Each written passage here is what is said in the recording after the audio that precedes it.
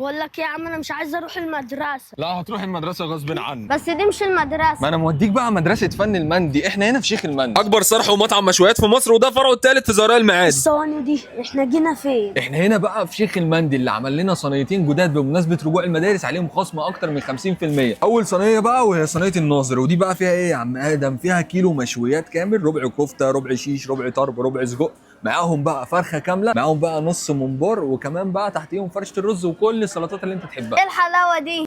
اما تاني صينيه بقى يا عم ادم، وهي صينيه ميسن شراح. بيبقى فيها كيلو مشاوي برضه، وبيبقى معاهم بقى 3 حمامات و3 قطع مندي، 3 ارباع فراخ على الممبار، ومع برضه الرز ومع السلطات. ايه الحلاوه دي؟ هتبدا بايه بقى يا معلم من انا دول؟ هبدا بصباع الكفته الكبير ده. هو فعلا صباع الكفته كبير قوي، بص اصلا الكفته عامله ازاي، ايه رايك؟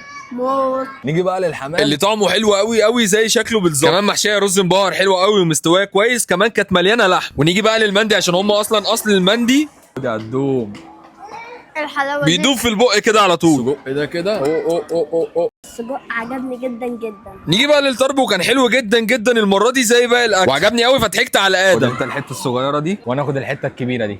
الطياره رايحه فين؟ نيجي بقى للشيش، انت واحده شيش وانا واحده شيش، والمره دي كان بيرفكت وعجبنا احنا الاثنين جدا جدا. 100 100. فراخ المندي بقى عندهم دايبه دوب كده وما بتهزرش، بص دايبه.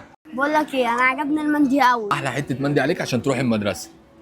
100 100. بس انا بقى مش هروح المدرسه كل يوم غير لما تعمل لي اللانش بوكس من كل الحاجات دي. مش عايز سندوتش جبنه بالخيار انا. حمام، ايوه. فراخ وطرب وكفته. ايه الحلاوه دي؟ بس انا كده تمام قوي، واروح المدرسه كل يوم واطلع من الاوائل كمان. سلام يا اخواتي.